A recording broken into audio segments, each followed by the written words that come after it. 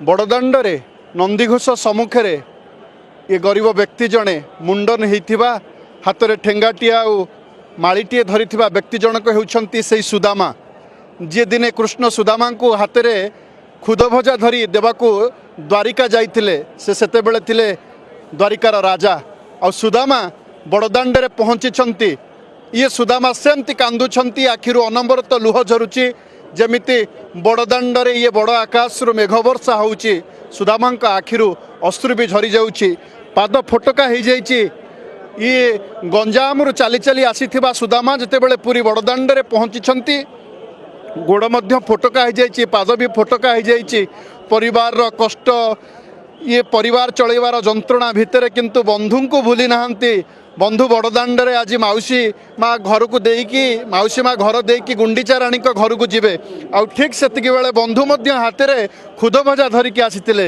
ये बंधु थकी जाई नाहंती आखिर अमृतर अश्रु झरुची हाथ में सेमती बाड़ीटे अच्छी देह एवं भी लुमी जाऊँगी आउ ये खुद भजा जो हाथ में आनी बंधु कौन नेला ना फेरई देला निश्चय बहुत अपेक्षार अंत घटी जहाँकि प्रभु को समर्पण होती जो प्रेम भक्तिर सहित जो खुद भजाटी नहीं आसी से आज समर्पण होती जीवन से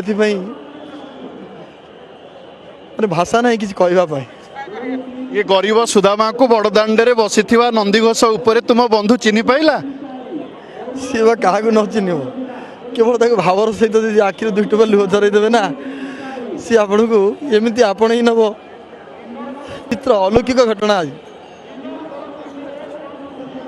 ऋषि संदीपनी आश्रम दुई बंधु एकाठी पाठ पढ़ुले से राजा हो गला आउ जड़े बड़दाण्डर भिकारी ये भिकारी वेश कहीं हेले ये सुदामा वेश कहीं मनरे आसला अनेक वेश धरी जगह पाखे अनेक लोक अली करुछंती ये भक्त वेश पुणी बंधु वेश ये भावना कहीं आसला आज्ञा ये संपर्क केवल भगवान कृष्ण एवं सुदामांकर जो भाव सारा समग्र को एक वार्ता दिग्दर्शन देउची और ये चरित्र महानता एते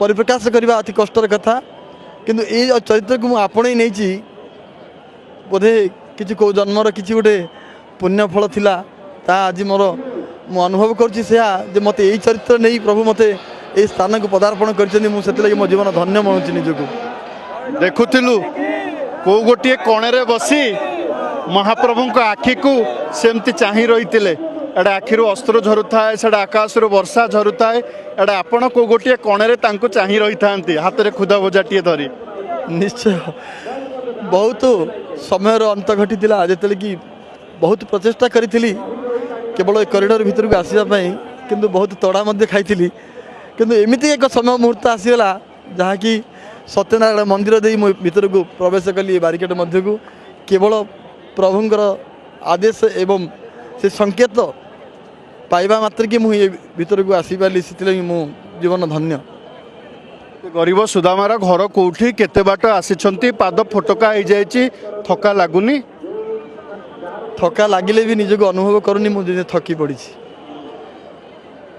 सी बा सब थकार सी हूँ मालिक ता पाखे बा किए थक विचित्र देह सीहरण हो जाऊँगी ये सब भाषा को परिप्रकाश करवा तो कहीं थकबी मु जी बा विश्वकर्ता अच्छा पाखे थकबार कौन आवश्यक ना ये गरीब सुदामार घर कौटी सत कह गले ये गरीब सुदामा वेशधारी परिचय ब्रह्मपुर निकटस्थ भंज विहार निकटस्थ ब्रजनगर गौड़ साई मांडियापल्ली ना प्रफुल्ल गौड़ ए प्रफुल्ल गौड़ जिते सुदामा बेशटी को चयन कले केते वर्ष हेलाणी एमती सुदामा बेशरे महाप्रभु को दर्शन करने आसुचंती बड़दाण्ड को आउ केमिति आसुचंती ये चरित्र को नहीं मु बड़दाण्ड रे ओल्हेबार एक लंबा कहानी कहले अतृप्ति हो नहीं कि दीर्घ 9 वर्ष धरी मो चरित्र को सामना को आनी संकल्प करी जीवन पारु पर्यंत शेष निश्वास पर्यंत मत यही सेवा टी प्रभु देते से मो जीवन सार्थक होमती कि ये बेश को नहीं नहीं मुझे टली पड़ी कि भावी जीवन सार्थक हो कालिया को आज डाकिले ଚିହ୍ନି ପାଇଲା କି ନାହିଁ? ନିଶ୍ଚୟ ସେ ବା ନ ଚିହ୍ନିବ କେମିତି? ଚିହ୍ନିଲା ବୋଲି ତ ମୁଁ ଆଜି ଏଠି ଠିଆ ହେଇଛି, ନ ତ ଅସମ୍ଭବ। ଯେଉଁ 140 କିଲୋମିଟର ଦୂରରୁ ମୁଁ ପଦଯାତ୍ରା କରିଛି କେବଳ ତାରି ସତ୍ତା ନିମନ୍ତେ ମୁଁ ଆଜି ଏ ଜାଗାରେ ପହଞ୍ଚିଛି।